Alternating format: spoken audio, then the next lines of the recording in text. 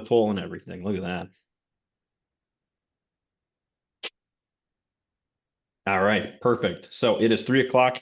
Let's go ahead and get started. Thank you everybody for joining us this afternoon for another edition of our Silicon Plains AI webinar series. Before we kind of really dive into how AI workflows can transform your business, we'll go over a few examples here at the end as well. But before we get started, just remember that there is going to be time for a Q&A at the end, so make sure you use the question and answer feature at the bottom. We also have a live poll running where you can tell us kind of some of your AI implementation goals for 2026. So make sure you guys check that out. We're definitely looking forward to the feedback. But with that, Dan, for the best 15 minutes in AI, let's dive on into it. Are you ready? Let's go. All right, perfect. So let's kick off as I misclicked my very first attempt. Let's start going over everything that everyone needs to know about workflows. So we already know a little bit that you can use workflows to automate any part of your business, but really, what are the best uses for them? And I know we're going to kind of talk about some mindset shifts and some just way that people need to approach AI and AI through doing their workflows. But really, what are some of the first processes you think that people should be taking a look at? Yeah, and don't let us get tangled up in terminology that we're comfortable using that other people might not be on a day-to-day basis. When we say workflows, we mean anything in your company that's got some certain repeatable set of steps that you think or wish you didn't have to do. So this is some low-value work. It's happening on a regular basis. It typically is going to involve something that moves, just moving data around or dealing with data, analyzing data, and you just prefer not to do it anymore. Right, exactly. I think I'd always kind of refer to it as it in a lot of cases is the work that prevents people from being able to do more important things, right? Yeah. It's the low value work, it's data entry, it's sorting and prepping data even for AI to use. And of course, it's calendar maintenance, right? Scheduling out, meetings with clients, meeting with vendors. It's all those kind of low value things that are kind of hard for one person to do every single day, right? It kind of drives the chart Yeah, a little they take bit, up a but bunch of time. Yep. awesome. So what we're going to do now, we've got three different examples, but we're going to show different workflows, kind of different business processes that people use. And we're going to talk a little bit about how AI can actually help solve and enhance these workflows. So let's take a look here at the very first one. First example ties a little bit into last month's webinar, of course, see how we're doing that. But ways you can use AI to enhance workflows and business processes. Let's kind of start with this very first one here, marketing emails, right? Just as a general use case, these are very broad, right? This can be any type of customer communication program that you've got going on. It can be used to send messaging to active clients to prospects, but just kind of a general, how would it function? What would it look like? First thing that AI can do for it is it can create the actual list of people that you're marketing to. So for this one, we just put new clients. It's a really simple concept that everybody, hopefully on this call, right, has new clients every now and then. But AI can actually create that list for you and get it prepped. Next thing it can do, the next step in that, is it can send out emails. So for this example, we did new clients. It can draft and schedule and automatically send out those welcome emails, right? That's something that we've done here at Silicon Plains, and it's the kind of thing that you used to have service people or salespeople, kind of depending on how your business is set up, always on top of. It was one off. It was a unique message each time. And if it was getting done at all, it could be getting done sporadically. The next thing AI can do to build out a workflow like this is it can wait and have consistent follow-up every single time. So for this example, we chose 3 days. And then of course, you can branch out of that and have AI do that for you, where if they click, hey, they're off the list, right? And you don't have to worry about sending them any other communication if they get the welcome email. And if they don't, schedule a call for your sales team automatically right out of the workflow.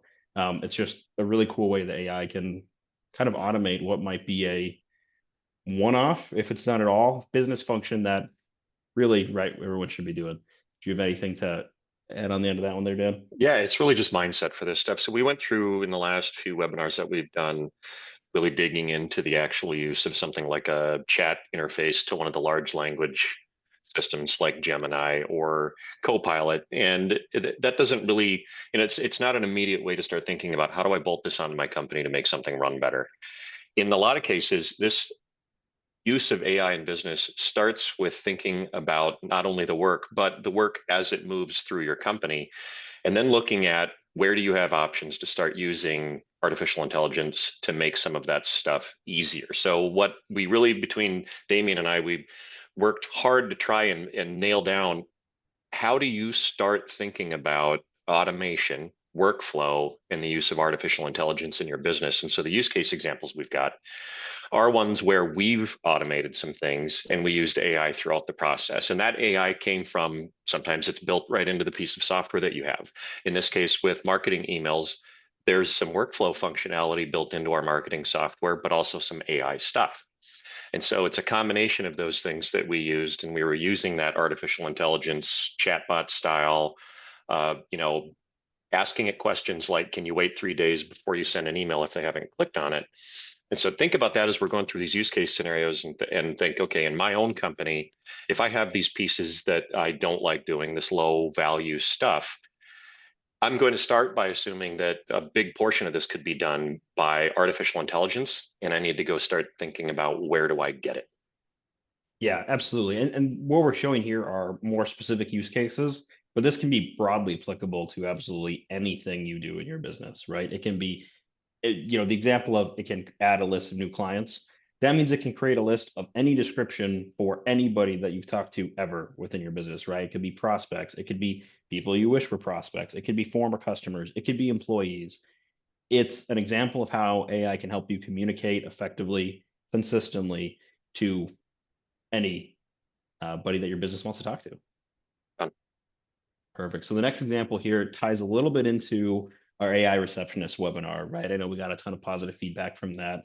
So let's talk about this, would be something that we've talked about is broadly applicable to a lot of your service-based industries, right? Your electricians, your plumbers, your HVAC companies, your heating and air, and everything else under the sun, guys, right? But how can AI help you with something like after hour or emergency appointment setting?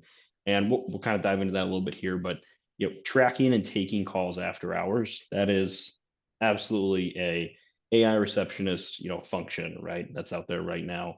And what you can do by stringing together AI like this is it can take the phone call and set up the appointment. It can send appointment confirmation out to, your client who just booked that appointment.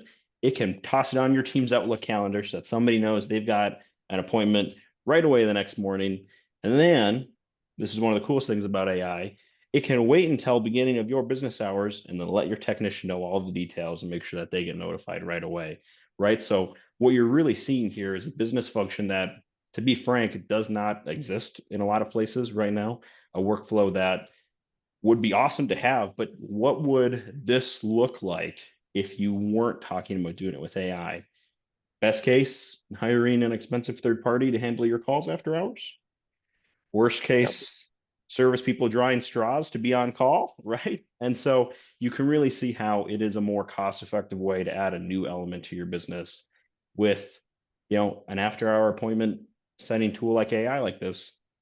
Doesn't get sick, doesn't get tired of being on call, doesn't take vacation. You're not paying out, any of the benefits, any of those kind of things.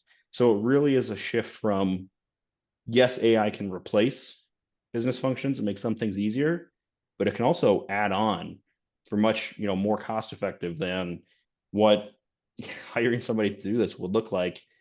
And you set it up once and that's it. Right now, I mean, um, things break, things go bad, things need to be trained, but that's no different than hiring a new employee. So it really is that idea of you're not looking to add a bunch of tools. You're hiring a smart robot to handle this kind of stuff for you, right, Dan? I mean, that's probably the best way to put it. Yeah, sure. It's just another way of thinking. And this is the idea of the workflow. You start to break the work down into chunks of major steps. And a lot of times those major steps can be totally automated, either by the software you already have or by bolting on some form of artificial intelligence based solution. And it's where the questions start. You look at a process in your business that either doesn't work very well and you wish it did, or it's something you just don't want to do anymore with people and you'd rather have some sort of smart robot, like you mentioned, digital worker, get the work done for you. And so you start with that process and break it down into a basic workflow. And you don't have to do this in any kind of complex manner. It can be as simple as what we've got here. Here are the major steps that we're trying to handle. And if you don't know how to do or don't have the staff today to get these things done, that's where you would call your line of business software company and ask them, do you guys have solutions for this? Or you'd call a company like Silicon Plains and say, can you guys help me with the implementation of solutions in these areas so that we don't have to do it anymore? And this is really where AI implementation in small and medium business has been successful, is starting off with these low value things that can be replaced with digital workers. Right, absolutely. And I would say, you talk about, in that example there, you can break these steps down into, a process like this down, excuse me, into steps when it comes to thinking about how to implement AI for your business. But the Mhm. same works when it comes to rolling it out. You do not need to, and what we're showing here is not an example of, hey, we got to do all five of these things all at once. And it's, if it breaks, we're totally SOL and we got to hire somebody else out to come in and try and fix these things for us. Start by just having AI Right. receptionist take messages after hours, then build in the appointment confirmation, test each step as you go. It could be a really great way to break down what is incredibly cool and looks incredibly complicated when you talk it out like that. But we are talking about one step at a time, one layer at Absolutely. a time to build out these kind of Yeah. tools. Yeah, absolutely. You can't just buy this stuff and turn it on and expect it to work. It tends to make a mess. So having that workflow available and breaking it down piece by piece and making sure that it runs with, like you said, just taking calls after hours, great place to start. And you're using the workflow to your advantage then. Right. Absolutely. Let's jump into our third example that piggies back on previous webinars. We actually kind of started really showcasing AI tools that we use here at Silicon Plains when we decided to look at the RFP documentation agent that we have, Right. right? So this is kind of taking that first step and building it out into a workflow for the business. So for example, right now, AI can go and source proposal requests. It can go and find proposals that you're qualified for. There's a whole host of websites and things it can tie into, and it can go actually find work for itself on its own. Then, as we've already shown, it can create the proposal response automatically, get you, I would say, 85% of the way there, and then notify somebody on the sales team that it has a thing, right? And so this is an example of AI creating revenue and kind of creating a job for itself, a job function that used to be somebody scouring the internet for proposals online. And then AI, of course, can tie into your Outlook calendar and hey, schedule proposal reviews. Maybe me and Dan need to go over something together. When's our next available half an hour?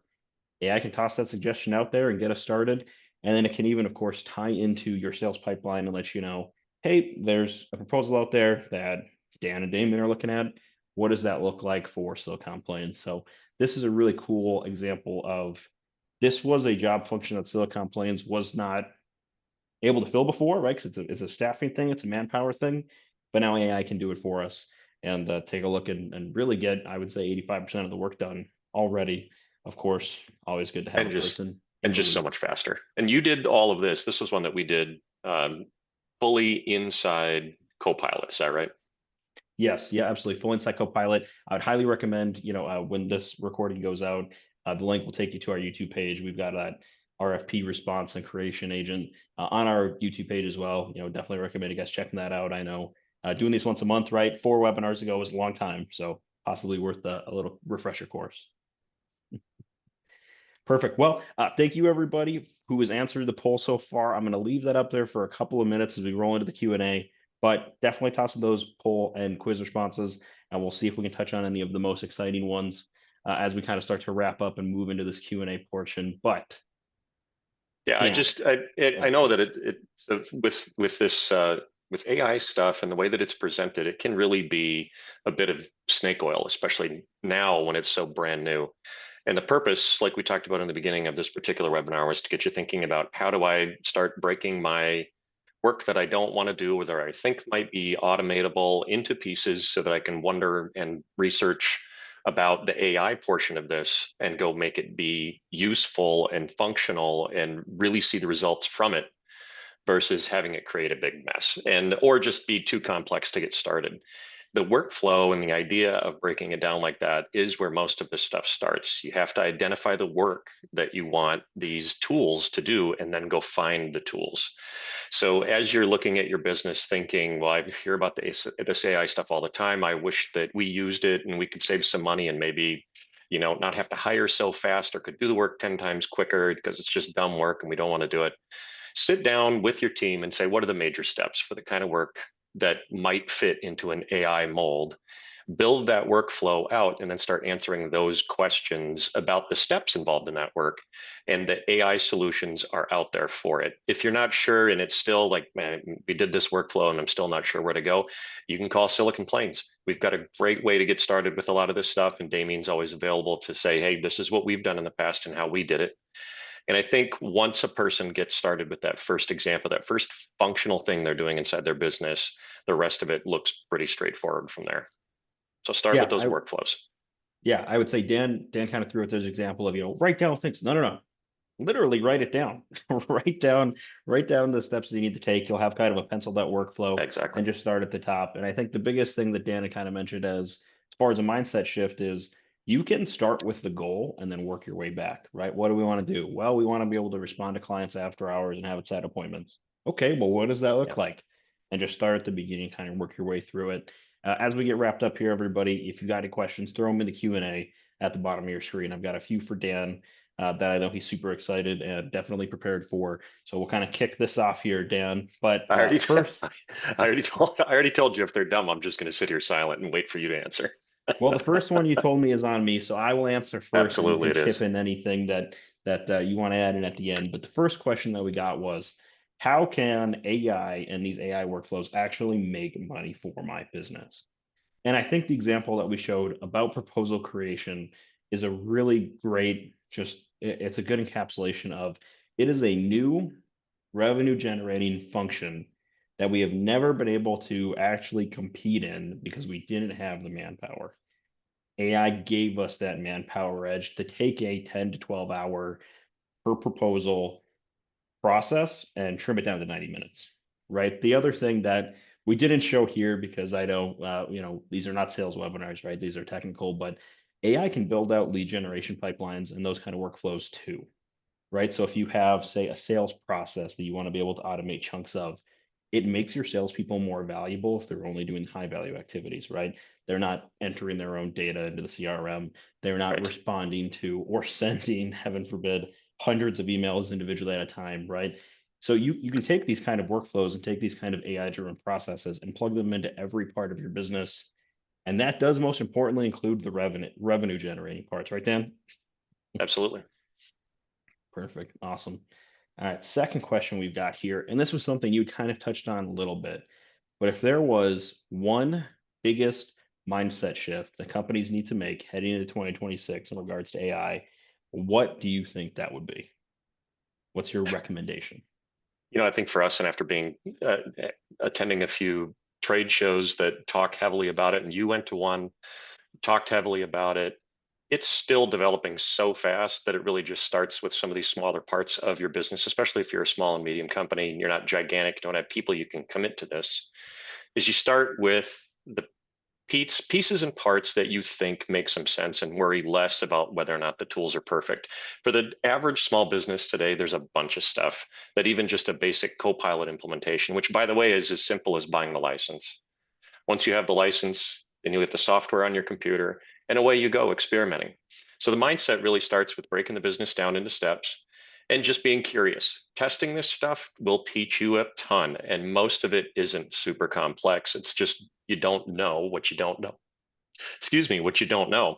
So it's a great place to start by starting simple, start with a workflow, and start working your way into something as straightforward if you're a Microsoft company, which most of you are, with Copilot. Right. That is awesome. I was going to say just to oh, can you hear me? I got a call. Can you guys hear me good? No problem. All right, perfect. So I was going to say, just to touch on that kind of the mindset shift, I think the biggest pushback I see and the kind of that we saw when we were attending some of these conferences is that people are expecting AI to be able to replace a person and do a full job function on its own. And when it can't, people point and laugh and they say, well, it's not that good yet, right? I think the mindset shift that a lot of people are kind of going through is that it doesn't need to automate a role. It can automate the worst part of a role, right? Maybe it cannot replace a marketing team. Thank heck goodness, right? Otherwise, what the heck would I be doing? But what it can do is it can supplement the marketing team by creating social media posts, by helping write blogs, by helping post blogs. It can make those existing teams and those existing roles more valuable by getting rid of all of the work that, yes, needs to be done, but is not the most valuable. And so I think that's a mindset shift that Mhm. people are making, and you're kind of seeing that play out live a little bit. Uh, just that it, like Dan kind of mentioned, you cannot replace the whole of a business function right now. You can replace all of the least valuable parts of it and get started. And then as the technology improves, you can continue to stack that on top of it, like we kind of mentioned a little bit earlier. So my last question, Dan, and I think we touched on it a lot already, but best advice on where to start. Do you feel like we touched on that enough, or do you think we should go over that one more time? I think we hammered that one home, but now there's one in the open questions in the Q&A. I don't know if you saw that pop up from an anonymous attendee. I do Is see this that. is this webinar AI generated? Are you even real? Prove it. Well, I will put it this way. There's a reason why there's no actual office background behind me, right? It's much easier to get by with what we're doing with the fake one. But I mean, I don't think I can do some of the things that would prove I'm real on camera. So we better just let that one lay for If now. this was going to be AI generated, I'd weigh 20 pounds less and I'd have hair. That's yeah. I was gonna say. I Period. mean, All day long. That's how you know it's real. excellent. Well, with that, everybody, we're going to start to wrap up here a little bit. I did just want to remind you guys, thank you all very much for attending. We hope to see you at our next webinar, Thursday, December 18th, same place, same time. We're going to cover the future of AI in a little bit more, broad strokes as we head into 2026. What's capable of now? What's capable of what is it going to be capable of doing in, 30, 60, 90 days and over the course of 2026? We're going to give you guys a really good primer, and we are officially kicking that off as holiday week. So after you attend our webinar on Thursday, December 18th, you don't need to do anything else until the new year. So really look at this as a great way to end your year. And yeah, we look forward to seeing you guys there.